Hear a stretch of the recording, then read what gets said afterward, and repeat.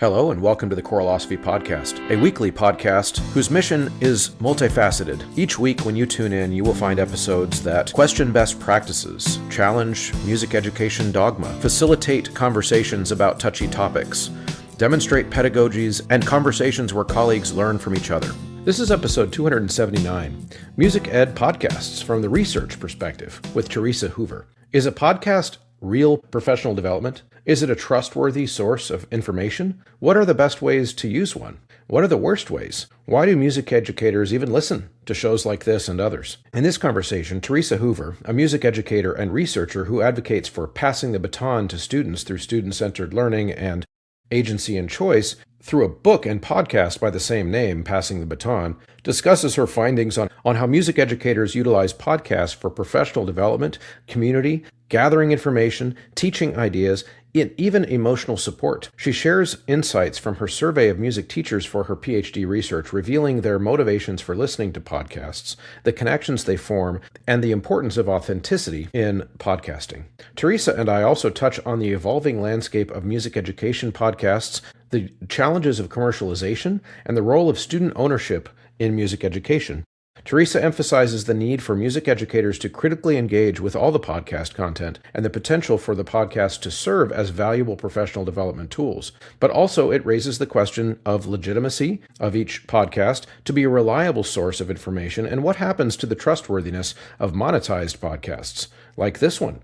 Can you trust anything that you hear here? Well, I guess stick around, and the conundrum is, can you trust what the answer is? Tune in, listen all the way to the end, and head over to the Choreolosophers Facebook page and leave your thoughts there, or over to the Substack, which is becoming a more and more popular way for audience members and readers of the Choreolosophy blogs to have conversations there. Choir directors, music educators, show planners, you pour your heart into your music. Shouldn't your events get the same attention? That's where Ludus comes in. Sell tickets, promote your concerts, and fundraise with ease. Selling merchandise and concessions? Ludus Retail makes in-person sales effortless.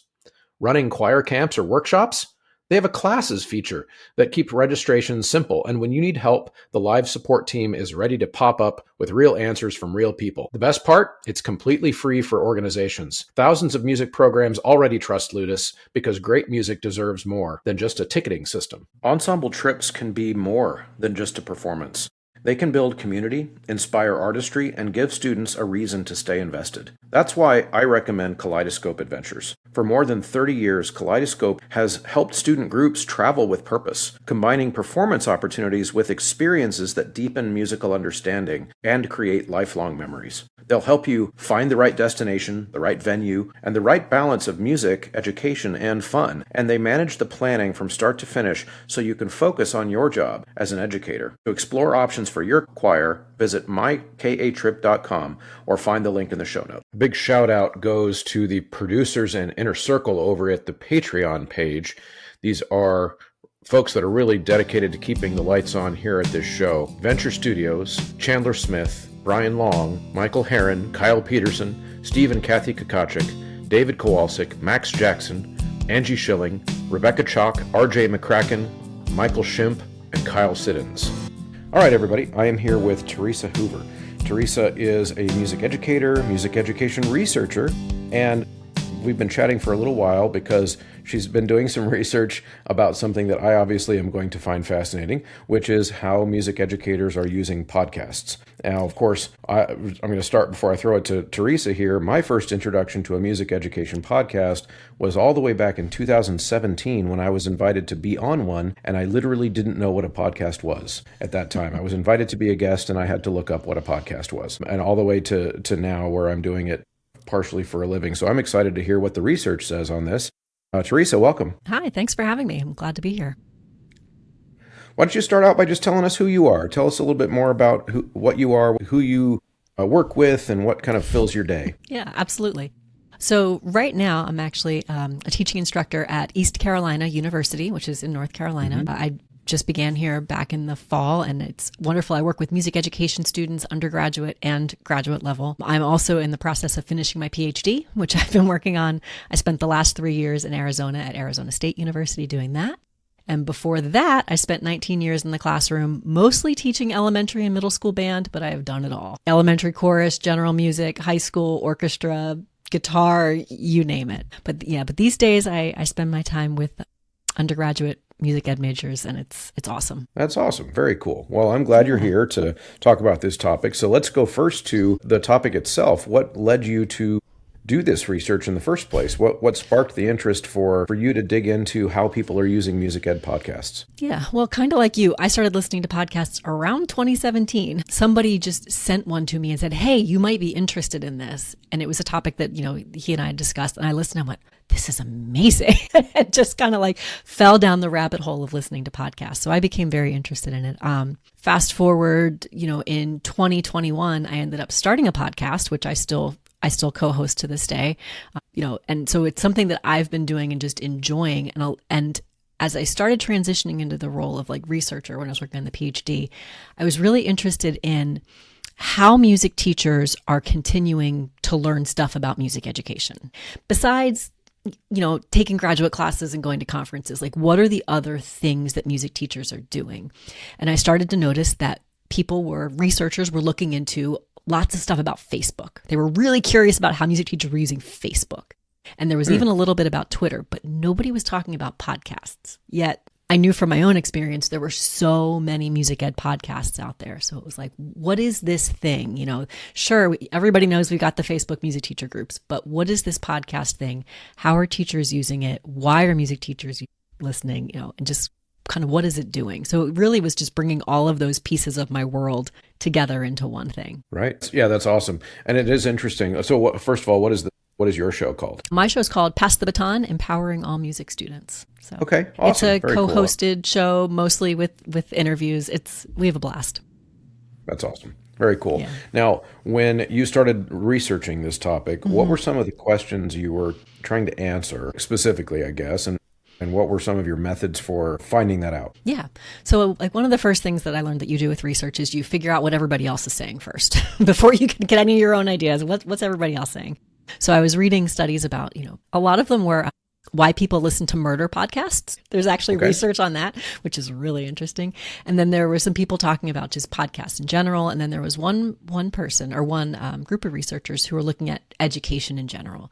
Why people within the education field were listening. And that was kind of where I wanted to go. Like, why are music teachers listening to this? And I was kind of curious, like, are the reasons that music teachers listen the same as, say, a fourth grade classroom teacher? Are they the same as the high school history teacher? There was a little bit of that in the back of my mind too, because music teachers, we're special. We have unique things that come along with our profession. So I was kind of curious if they were going to be similar reasons for listening. The biggest thing I wanted to know is just, again, why are music teachers listening? What's happening? I was kind of curious to find out if newer teachers had similar motivations as opposed to like veteran teachers.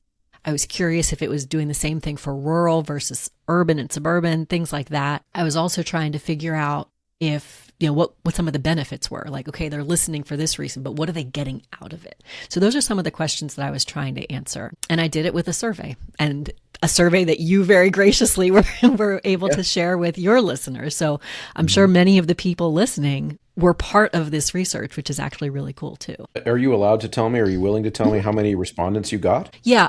Let's see. My final number of we're going to say the sample that I was able to really use was 128. Which for a survey we put out on Facebook and whatnot, it was a pretty good number. More people started the survey than that, but the requirements were they had to be in the classroom right now. They had to have listened to a podcast in the last year. There were a couple of things at the beginning where people maybe started but didn't finish. So I see. The 128 was people who took the whole thing, and I was really able to use the data. Got it. Okay. So what are some of the things that you found, any signals in the noise, so to speak, that you found in that survey and as you compiled the data that people might find interesting? Yeah. Okay. So there's a couple things that were really fascinating. So the survey, again, started out with we call it Likert type, where people are clicking how much they agree with a statement. And that was based off of prior research. I basically just used their survey. And through that, I found out the biggest reasons music teachers listen to podcasts, or at least the ones who took this survey, is because they wanted the information. They used it as a source of info, which when we think about that makes a lot of sense. The other really big reason is because they found it a flexible tool. It was really convenient. It was really accessible. It was really easy to use. So those were the things that really motivated The things that didn't motivate them as much were for entertainment purposes. They were not professionally motivated by other people telling them to listen to podcasts. So like one of the questions was, I listened to podcasts because my administrator suggested it. Yeah, that didn't get very many responses, which I had a feeling that was going to be the case, but you never know. And then social factors. That one was kind of in the middle. Like some people were listening for that sense of connection. They were listening to feel connected to the host or to the guests or things like that. The really fascinating thing, though, came when at the end of the survey, there were some open-ended questions like, were there any reasons that I didn't mention? And that's where people started talking about more emotional things. They listen to feel validated. They listen because it's a way to help them emotionally regulate as they're commuting to and from school. But everything in those open-ended, not everything, many things in the open-ended were emotional. And it was fascinating because none of the other research talked about that. Yeah, that's interesting. I think that might be based on my perspective of doing this show might be part of that music teachers are special and weird thing you were saying it before. Because this is, I would say, probably one of the most common responses that I get from listeners of why they listen is related to not feeling alone, because many of our colleagues, I'm fortunate that I teach in a school that has 7-8 music teachers in the building all the time, but many of our colleagues are the music teacher not only in the school but it may be in the county. And they would have to drive miles and miles to see and talk to the next choir teacher or next band teacher or whatever. And so I hear that a lot, actually, of like, I listen to your show because you're the only choir teacher who can talk to me while I'm driving to school, or because I can't ever go to the conventions. And so that's why they tune in. They're too far away. They don't have the funding, whatever. So that's really interesting. It's that sense of identity and connection. Yeah. And it makes perfect sense, like you're saying, because it's that moment where you hear somebody talking about whatever happened in class. You go, oh yeah, that's happened to me. Like that's, yep, I've been there. And you just feel that connection. And I think that's even more than like saying you listen for social purposes. I think that emotional piece is big. So that was kind of just such a neat thing to see in the data that people really, they felt that kind of connection. Yeah. Now, did you do was any part of the survey related to things like how often do you listen? How long do you listen? Those that types one, of things. I didn't go into those kind of things just because I needed to make sure that this was something I could relatively, do within a dissertation period. Sure. However, the ideas for future researchers are all over the place. So I didn't look at that. One other thing I did look at, though, was how likely people were to continue listening to podcasts, which I thought was so. And the one thing that I found from that was the basically people who were listening because they wanted the information are very likely to continue listening and even recommending to other people. People who were just listening for entertainment were not likely to continue listening, which again, it makes sense, but it's neat to see the numbers say that. Yeah, it does make sense because entertainment value fades when the novelty is gone, so to speak. Yeah, no, I think that's exactly right. But you listen for a couple, you're like, all right, this is fun. Let's move on to the next thing. But people who are there for the information, they tend to stick. The other thing that was kind of interesting is like the motivations weren't any different between newer teachers and veteran teachers. The motivations also weren't really different between people in different like rural, urban, and suburban areas. So that was just kind of like, okay. I almost expected it to be a little bit different. Maybe the rural teachers valued the social piece more, but it was pretty even across the board. Yeah, that's interesting. Yeah, I would have guessed a similar thing. Probably. Yeah, but again, we also talked about the number of people, right? So we're just talking about the people who were in this survey. If we had been able to get 500 rural teachers and 500 urban, maybe the numbers would have come out differently. So we're just talking about those who, completed this survey. It's a relatively small sample size, which brings up the next part of what you just said a second ago, which is those areas for future research are then, of course, really fascinating to consider, especially because the industry of music education podcasts has grown quite a bit. Yes. Yeah. When, like I mentioned, when I was invited on the Choir Ninja podcast back in 2017, and Ryan Guth was doing that show at the time, and he did it for about 4 years, 2015 to 2019 or so. And I had literally, I didn't know what podcasts were really, and I went on my laptop in my basement with no microphone and had a Skype call that was recorded. Yeah. from back in the day, and I enjoyed it. It was fun to do, and in my mind, I had no idea if anyone was actually going to listen to it, but it was like, it was something that was just it was just fun to have the conversation. And then, of course, the podcast industry writ large, not just music education, has of course exploded since that time, Oh, yeah. and is now a completely different landscape than it was in 2017. And so it's interesting because then when I started this show in 2019, there really wasn't much competition for me at that time. Like there just wasn't a whole lot. And so, and when I say the competition, I just mean like to Yeah. compete with people's time to Hmm. listen to a show, because Ryan had stopped his, and all of this. And so but it has changed so much, and it just constantly changes. So what would be some of, like, what do you think about that? Like, what is your perspective from where you sit as a fellow podcaster? Yeah. I mean, I think it's really neat how many different shows are out there. And one of the fascinating things too is just, as one of the questions I asked people was, what do you listen to? Because I knew I was going to reach out to those hosts and ask them to share the survey. And just the wide variety of things that music teachers listen to is awesome. There's so much out there. And many people were talking about various music ed podcasts, ones that maybe were still recording new episodes, ones that had been discontinued for whatever reason. People were also listening to things that were like just music specific, but not music education. And there was a lot of that. And I just think that the amount that we can put out there is really fascinating, but it also leads to that next thing. And I mentioned this to you when we were talking, or we were preparing for this. If anybody can make a podcast, there's no, what's the word I'm looking for? There's nobody to say like, yes, you are qualified to have a podcast, right? Anybody can put it out there. So we do have to think a little bit about what kind of information music teachers are taking in, and do teachers are they thinking through, like, is what I'm listening to going to be good for my students? Right. Sure. Yeah. Yeah, that's interesting. So one of the things, so for me, this is my way of thinking about that. Yes, in one sense, anybody can start a podcast, but it is very hard to do a podcast well. That's very true. In the 7 years that I've been doing this, I've watched them pop up and watch them go away. So it is not necessarily true or the case that anybody can start a successful podcast that a lot of people listen to and try to model their pedagogy after. So I'm not concerned personally about that. Like that's not something that would concern me, because it would take, I guess maybe the way I would think of it is that I think people are smarter than that. It really does need to be quality for it to be able to gain traction. Thoughts about that?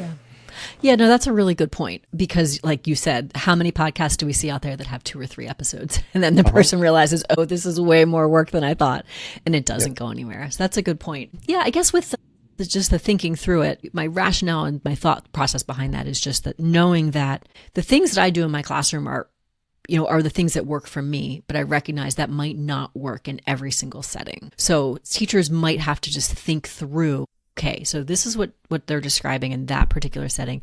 How do I adapt that to meet the needs of my kids, right? Because we know that students in each school have all of their unique things that come with them, right? Different areas of the country, just different levels, there's so many different things. So my hope is just that teachers are able to think through that, and just not just because, oh, well, this person does it and they have a really successful podcast, it must work for me, but to be able to say, okay, here's how I can tweak that just a little bit to make sure that it's also going to be the most appropriate for my students. Does that make sense? No, it does. It does. So, okay, so I've maybe a unique perspective on this too, simply because of the nature of this platform, which is unique in the music education world, partly because it's like my job, and that makes it unique. And so one of the ways that I try to mitigate, and I never have claimed to be perfect with the pedagogies that I present on this show. In fact, one of the things that I say a lot is, if you agree with everything you're hearing here, I worry for you. I wouldn't want you to. I would want you to be listening to everything you hear critically with here. And also, one of the things I like to say a lot too, though, is that I have to be very, very careful that I'm presenting everything as here's what works for me, but also here's what research says on that topic. Here is what data is showing me. Here's an expert who's also going to talk about that. And so I try to balance those things. And I think in a lot of ways it takes that, but at the same time, this goes back to the making a really good podcast is hard thing, is the amount of work that takes for me behind the microphone it's a lot. Yep. And so if it weren't something I was treating as a job, I don't know that I would be able to keep up with all of that. Does that make sense? Yeah, absolutely. And that's I think the challenge of doing this kind of thing well, right, is being able to think about it in all of those different ways. And yeah, it's a lot. Like I am so thankful that I have a co-host because that way we can split the work and we, if it was a solo effort, it would be even more challenging. So that's just one of the things that I think about, as teachers are listening, is just hoping, and because we don't know how they're thinking through, but hopefully they're thinking through it with that critical lens of like, this is how I'm going to adapt this to work in my situation. Mm-hmm. Yeah. Whether you've newly discovered the show or you're a longtime listener, I would like to encourage you to become a paid subscriber, either on Patreon or Substack. Each works as a way for you to financially support this show, and it has different pros and cons, but in both subscription locations, you'll have access to my Google Drive, behind-the-scenes episodes, a direct line of communication to me that I will prioritize, and more importantly, it makes sure that I can keep doing this show forever. Those supporters are the reason that I'm able to do this show as a job and sustain it and treat it like a content generation machine for your benefit. So I would encourage you to head over there to either patreon.com/coralosophy or coralosophy.substack.com and become a paid subscriber today. Yeah, no, it is an interesting thing. And I also think that, kind of going back to your original query about whether or not a person is qualified to have a podcast, like I said, I'm not really concerned about that, because I think anybody who wants to speak about what they want to speak about should. And I think that's a wonderful thing about the technology. Yeah.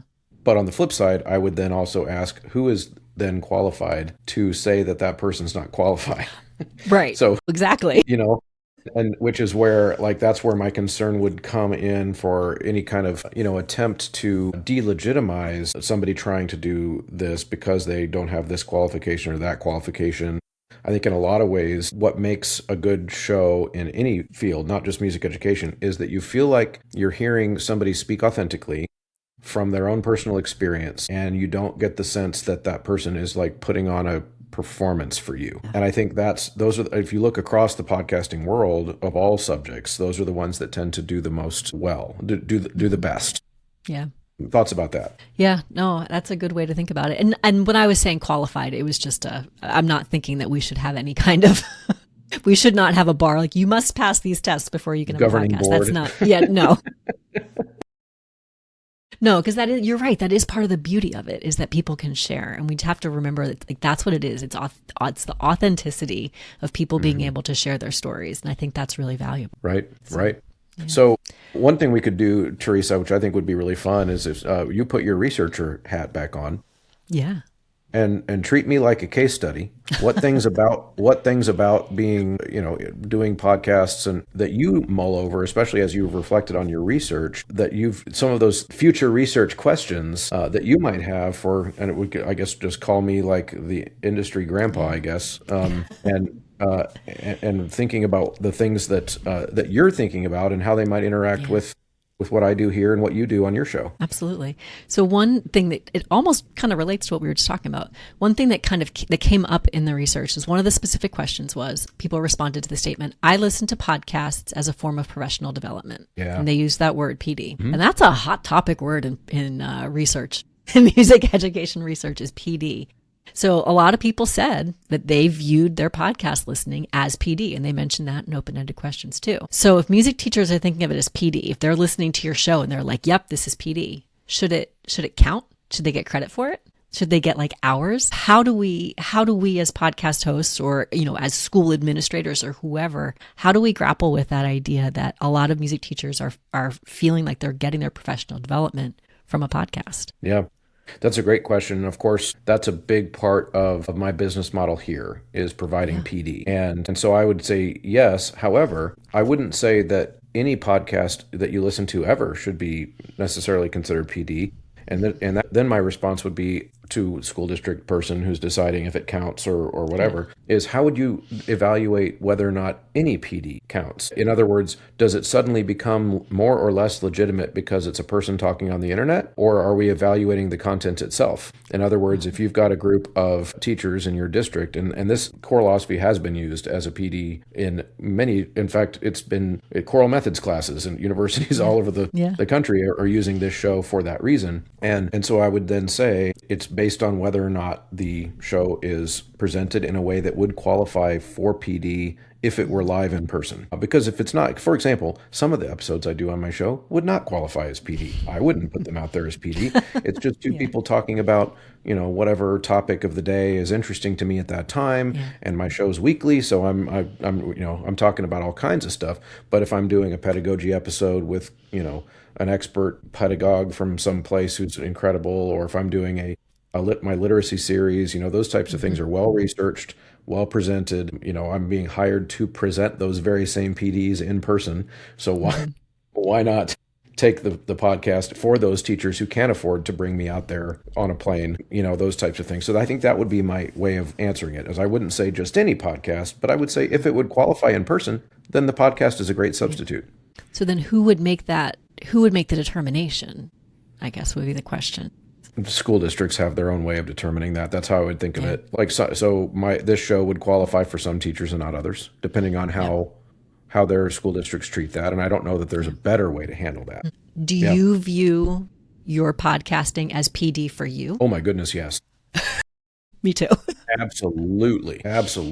In fact, that is probably one of the hardest things for me to explain to people who don't understand what kind of work goes into doing this. Because, for example, I had a person reach out not too long ago. This person probably is listening and asked me to share some of my current favorite resources for their PD. And I said, I know this is going to sound terrible, but I'm so busy making my show. The show is my resource, because every week I'm talking to some super, super smart person from some various area of expertise within our profession, all these little niches of our profession that I would never be able to just be an expert on all these things all by myself. And I get to research in preparation for that conversation. And then I get to pick that person's brain for an hour. And then I get to field the questions that come on social media afterwards. I get to study more topics and get paid for it than anybody. And so yes, like my professional development isn't happening each week as I prepare for these things.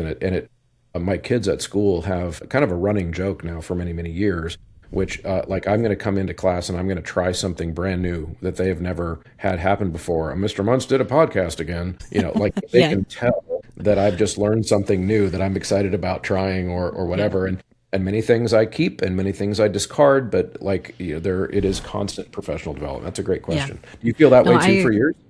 Totally. And I mean, I joke that the podcast is like a selfish endeavor because I get to talk to really cool people who I want to meet, because it's such an incredible, and like you said, almost every episode, there's something that I take and that I implement. And then maybe I try it and then I tweak it. And then I experiment with it, but there's so many things that I learn by hosting. I remember a couple years ago, I think my co-host tried to get PD credit for it and her district said no. She was like, come on. Do you have any idea what we're doing here? It's such a good, And then go ahead. No, I was going to say that I think also some school districts have different types of professional development goals for the year. Yes. And I know one of the things that I've come across with listeners is that I've been told things like, "Ooh, I'm really excited. Your podcast will qualify this year as one of my professional development tools because every year they come out with a new plan for their district, like a professional development plan. And then, sometimes it'll list, pick one podcast and read one book and, whatever. And then suddenly that podcast shows up and then they're like, I already listened to this. And they can use it as an example. And then some years it probably doesn't count. And, those things, I think it would be smart for school districts in general to expand that umbrella because in a lot of ways, there isn't a lot of substantive difference, like I said, between the live presentation, because most teachers don't ask questions anyway. They just sit in the back and listen. So it's not a whole lot different than what a podcast is, plus not a whole lot different than, say, a webinar or, other types of things. That the line is getting blurry with how multimedia this technology Yeah. is now. Yeah, absolutely. And it's interesting when you think about it. Like I listen to my podcasts when I'm walking my dog or driving to work or things like that, which is obviously different than me sitting in a room with people. But like you said, I might be in the back of the room. I might be checking my email. I might be making my grocery list, all of those things. So it's an interesting line. This popped into my head as you were talking.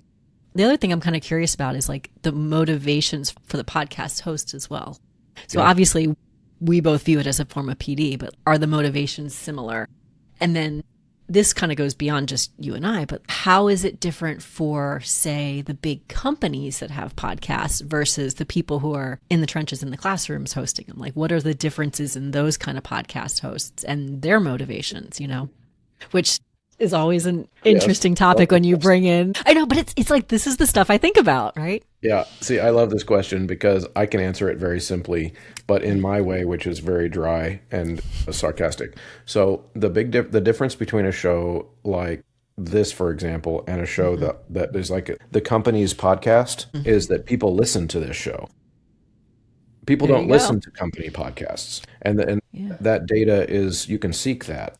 And I think I know why. In fact, it's been one of my trade secrets, I guess, but it's not a secret, is people don't like to listen to infomercials. Like if it's a branded company podcast, like I'm just going to name a music company, no shade, because I do things with GIA here, but like if it was the GI company podcast and they want somebody to tune in and listen to how great the music is that they publish, nobody cares, and nobody wants to be sold something. And so one of the things that I deal with regularly is that I get people who reach out wanting to come on the show to sell their product. And I have to respond. Sometimes it makes people really mad. I respond that I don't do infomercials. If there is a product that you'd like to plug at the end of the episode, that's fine. But we're going to, like, if you're going to come on the show, we're going to talk about something real, like something that matters, something that helps me get to know you, helps the audience get to know you, or what you do and why you do it and how you do it. And then if you've got a book to sell, then we'll... Yeah. But if it's the whole podcast about the book, no, because nobody wants to, does that make sense? Oh, absolutely. And we feel the same way. It's, if you're going to come and like provide value to the listeners, that's perfect. And yes, please plug your book at the end. But the substance of the episode needs to be valuable, right? Right. As we and said. Of course, that we didn't invent that concept. That's like even the late night talk shows, Colbert and Dave Letterman and all those, like those people come on those shows to promote a movie or to promote or whatever, but they always have some kind of conversation first, and then that's what draws people in. They want to feel like they're meeting the celebrity or whoever, and then they say, oh, and by the way, here's a book I wrote, and oh, by the way, go see this in theaters, And I think that exists in podcasting as well. Yeah. Yeah, that's a good point to think about how they're framing it. Are they just selling their thing, or are they really trying to make connections?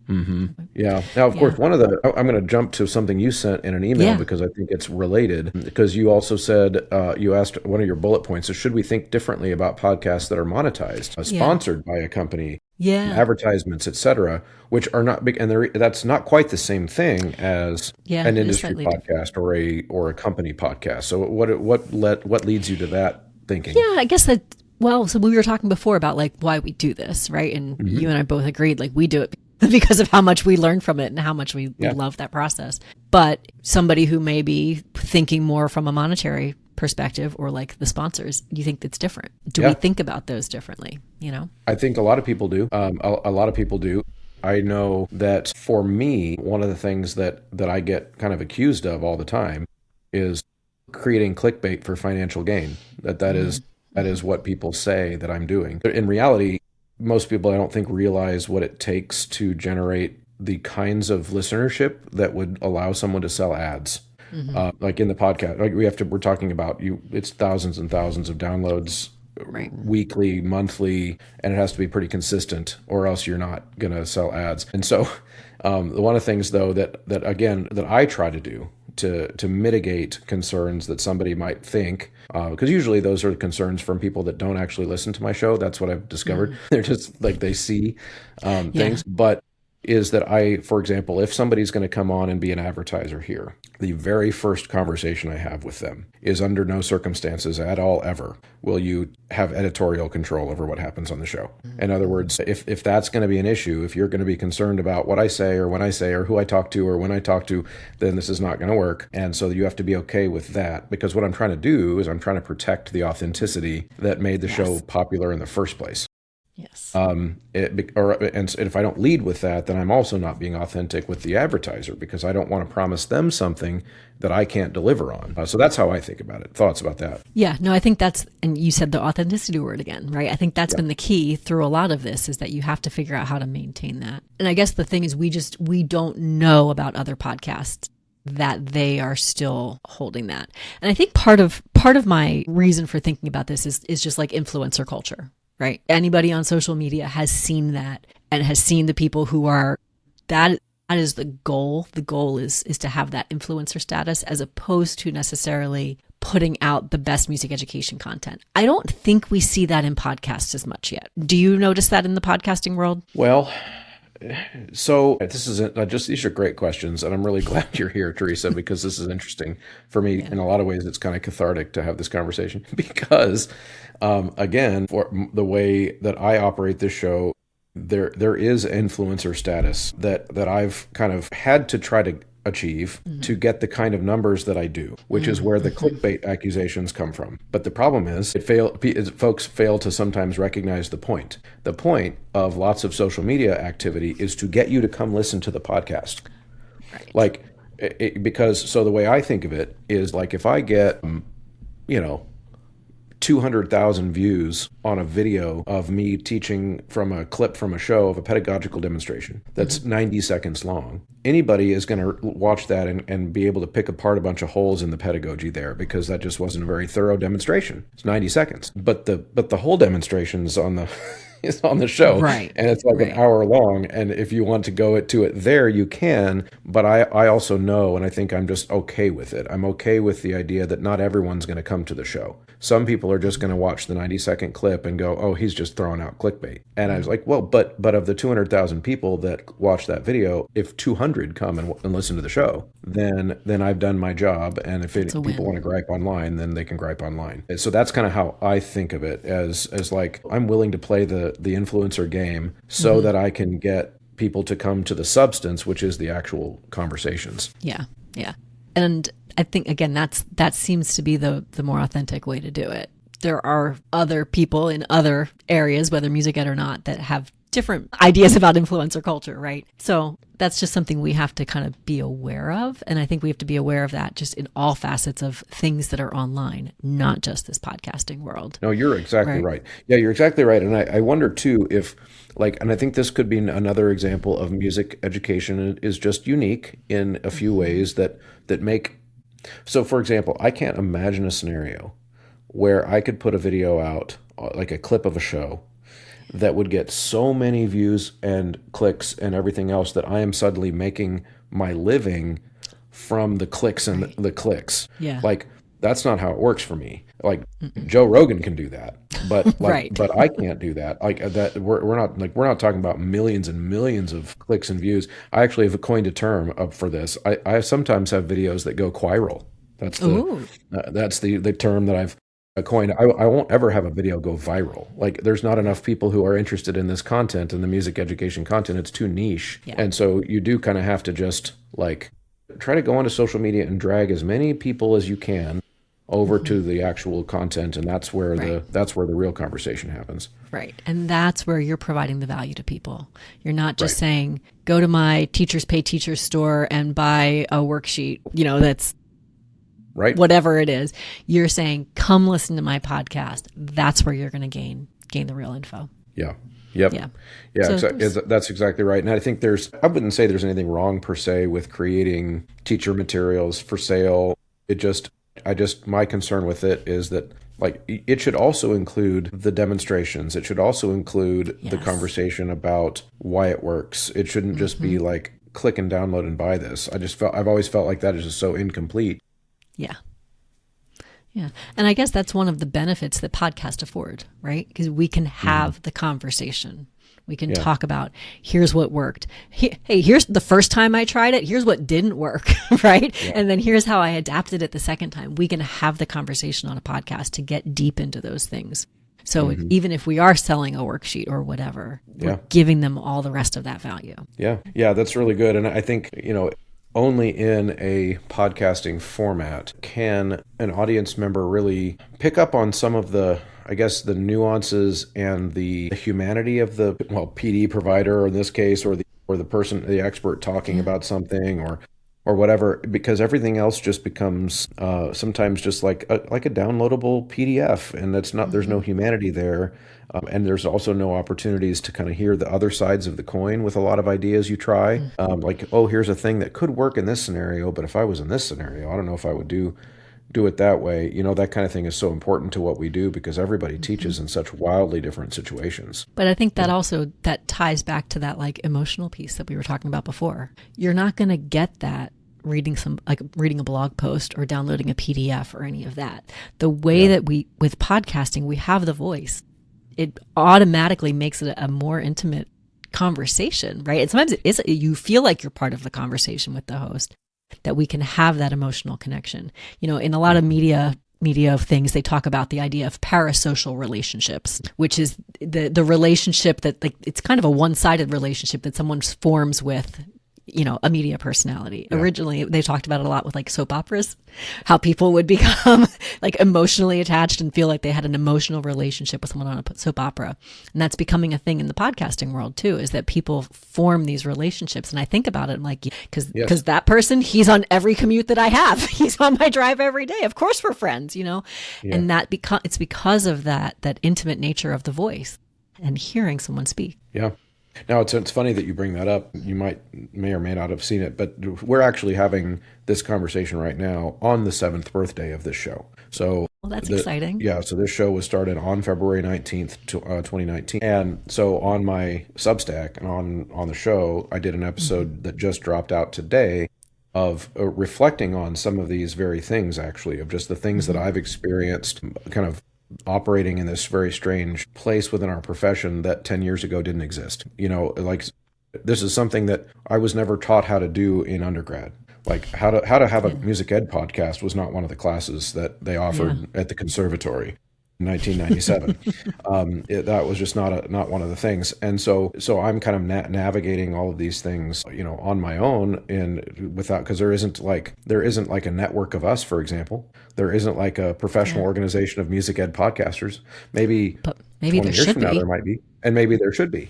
Yeah, in fact, I started a Facebook page several years back and tried to get a network going. Didn't really go anywhere. I'm not sure that a lot of us really, when I say us, just people who are doing this, really want to collaborate, because it might feel competitive to them. I've always been I want to collaborate. I'll reach out to new podcasts if I see them come across my feed, and hey, do you want to do a joint episode, and that kind of thing. And so it's interesting, because I think maybe 20 years from now there could be, and maybe there should be some type of a network or maybe even a class that people could take, that kind of thing.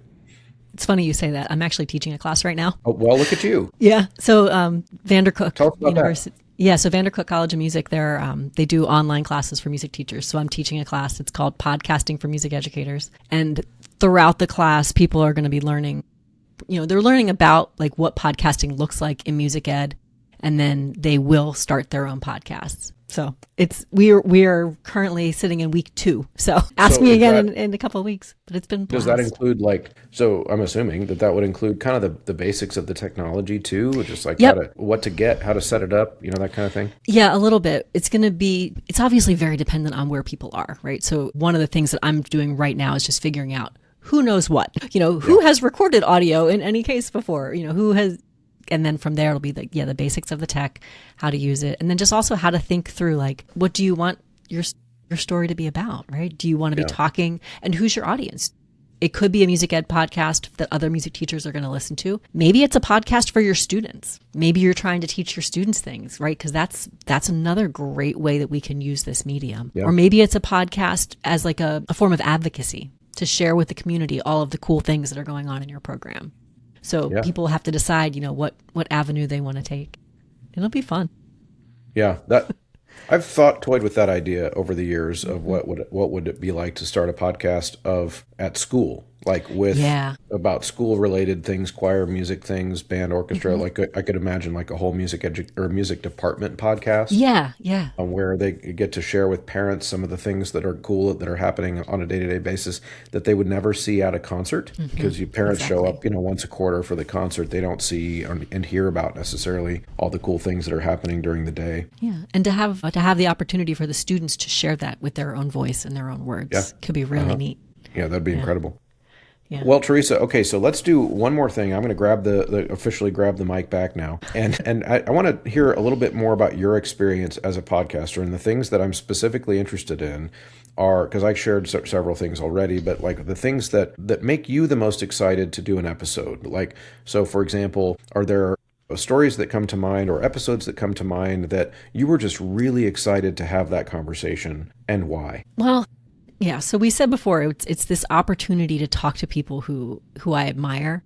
And that's been incredible. Like, I think still one of my, and I hate to say this, I hate to say favorite because there's so many wonderful, but as a band person, we had the opportunity to interview Jody Blackshaw. She is incredible. Just one of the kindest, just incredible people. So that was like a bucket list kind of interview for me. But then at the same time, we will interview somebody who maybe they reached out to me and I said, well, okay, let's try it. And you learn so many fascinating things from people that you wouldn't have otherwise encountered. We had a gentleman on recently. His name's Merlin Thompson. I'm so happy that he contacted me last year. We've actually had him on twice now. He's a piano teacher, lives in Canada, has been teaching longer than I've been alive. I can't remember his exact number of years, but he's been teaching and just hearing his perspectives and how open he is to trying new things and thinking about the needs of the students. Like, it's fascinating. Never would have come across him, but he found our podcast and said, hey, I want to share my story. And just, doing the little bit of research, I think this could work. And sure enough. So for me, the things that get me excited are those kind of conversations. When you just sit, you think you know something about someone and then you sit down and have the conversation and you learn so much more. And it just, it's such a great feeling. The other thing I love is, if I'm at a conference and someone goes, hey, I listened to your podcast. I loved this episode. I'm like, yes. You get that moment of meeting somebody who listens, somebody who has me on during their commute, and having those conversations is so fun too. So I love it. Yeah. I love you don't look like what I thought you would look like from what you sound like. So things like that. People imagine you, especially if they're not watching the video version. Mm-hmm. They imagine different versions of you, which is interesting and funny. So what about how would you describe your podcasting or content creation ethos? In other words, what is, you've talked about what you get out of it, which is these great conversations, but what is it that you're hoping to achieve, and what are you hoping that your audience gets out of it? Those are kind of two separate questions, I guess. So our podcast is focused on student ownership, this idea of how we can give a little bit more ownership to the kids, so that with the idea of this true lifelong musicianship and whatever that can look like. Mm-hmm. So our goal for the audience is that people are just finding ways that they can try things a little differently in their classroom. When I was in public school, it was very, very teacher directed, and that worked great for me. We did what we were told. We played great music, all of that. But we're trying to encourage people just to think a little bit more about how the students can have a bit more of that ownership. So they're taking a little bit more responsibility, picking repertoire, helping to rehearse the pieces, just doing things that are going to help them in that lifelong process of music making.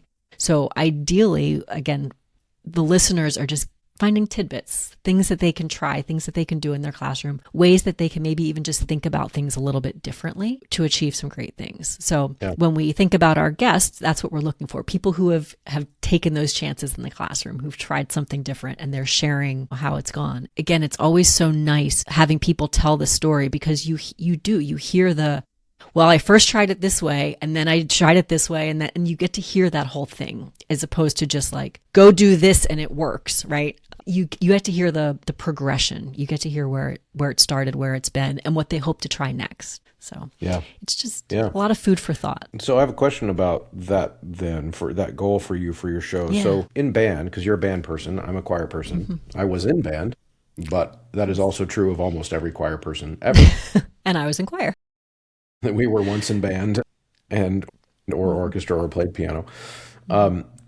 So in this idea of passing the baton, of empowering the students more than is Yeah. maybe traditional or is more than is our generation, for example, might have been Yeah. in band or choir or whatever. Do you find, or would you find, that, say, beginning level fifth grade band might not quite be the same in that project as, say, a high school band that already knows how to play? In other words, do you see like a distinction between kind of student-centered models of learning for a kid who's already established some skills that they can now take on their own and do something, do music, be a musicer, versus a kid who's like, where do I put my fingers? Like, and how, Right.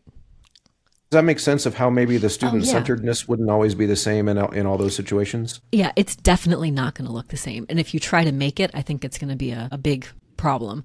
But you can still have elements of it, right? It's just Sure. the little things. Like when I was teaching beginning band, yeah, there's one way to hold the trumpet. There is one way to form the clarinet embouchure. We're not going to, right? And that was something that I made sure that the students knew. But how quickly could we then get them into like just kind of leading the class in reminding everybody how to put the clarinet together? Just little things like that. Or maybe once we've all learned, our first breathing exercise, hey, would you like to lead it today? And that student stands up and gets to count. And just so you do the really little things when they're at that stage. But that's because that's what's developmentally appropriate.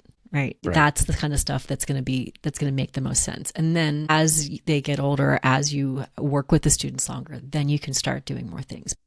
There's no reason you can't say to a fifth grade class, like, hey, what did you think about how that sounded? Do you think, how could we make that phrase more interesting? Could we make it louder? And then you can start to have those conversations when they're young, but it just has to be developmentally appropriate. And that's a good point. That's a good point. And thank you for explaining it that way. I think sometimes, especially younger teachers, because right now the student-based or student-centered and inquiry-based learning models are the trend in a lot of school districts, and a lot of school districts are going that way. And that has always been my concern, because my entire pedagogy is based on student leadership, student-led sectionals, based on an ethos of I want to hand you a piece of music and walk away, and you're just going to learn it. You don't need me to do that, but I have to teach those things to them first. Like if I did that on the first day of school of ninth grade for my kids, it would be over. Yeah. They wouldn't know what to do. So I'm glad that you clarified that, because I think that needs to be clarified for young teachers, especially more. Yeah. Well, and we also have, and I'm glad that you said ninth grade, right? Because I think some people also say, well, they're older, they can do it. If they've never done it before, no, they can't. You still have to, that's where the scaffolding comes in, right? The scaffolding. Yes, they might be more musically advanced. They might be, there's all those kinds of things that we can take into effect, but you still have to think about, they haven't learned these skills yet. For a lot of kids, school is still following directions. Yeah. So we can't assume that they're going to know how to lead and take those steps if we haven't given them the opportunities to learn.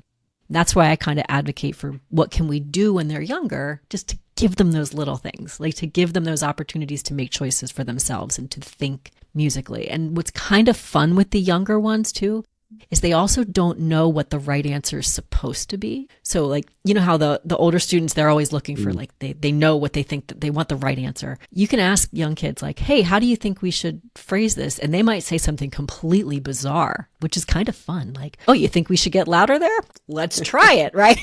And then you do it and everybody makes a face, but because they don't know that might not be what you're supposed to do. But who cares? It's music, right? The music is... Well, and then they discover it. And that's the great part about those types of opportunities, is that then they figure out that they just made a silly phrasing suggestion. Yeah. Yeah. And that's okay. Without you having to be the one that tells them. And like they discovered it on their own. Oh, but wouldn't it be so much better if we crescendoed here instead? Yes. And then of course you're smiling and nodding because you knew the whole time. Right. But at the same you're time, letting them discover it. What are we getting out of that, doing it every time? Oh, we're still getting reps. We're still getting reps on that phrase, whether we do it different dynamically every way. They're still playing it multiple times, which is also a benefit. And they're getting to think about it musically instead of me just saying, we must crescendo here because I said so. Right. Right. Right. Yeah. And of course, all those things I think are also in a balance, because we have limited class time.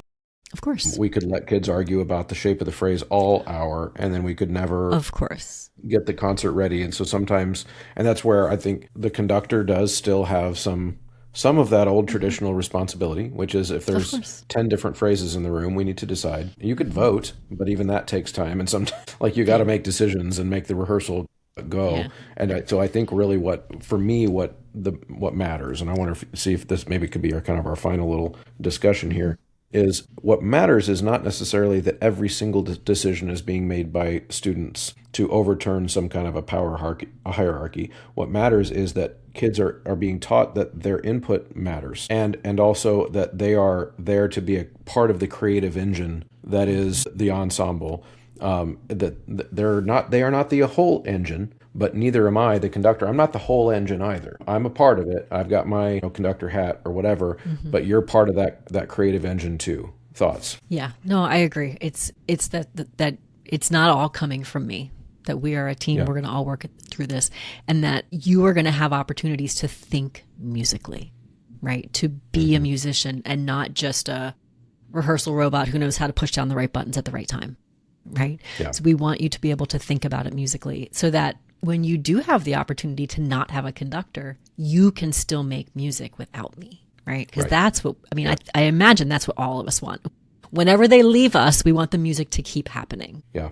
No, I'll reveal a little bit of my cynicism here on the way out. I don't think that all of us want that, actually. I think there are conductors and teachers that really do want to be the center of everything. And it doesn't mean that they don't care about their students. And I don't think we should get those two things mixed up. I do think oftentimes it does come from a good place, like because I am such a good conductor that if I control every detail, then I will be giving them this amazing experience, and because I care about them, that's what I'm. So it's not like a good person, bad person thing. It's like we don't all share that philosophy of, I would really like to be able to get out of the way and have this be all about what they're doing. Yeah. And I think some people say that they want kids to be lifelong musicians, they go about it in the way that you're describing, which is kind of counterintuitive, right? Controlling every aspect. Yeah. Yeah. And then as soon as you're not there, then Yeah. Yeah. So that I do share your cynicism in that. And I think that's also why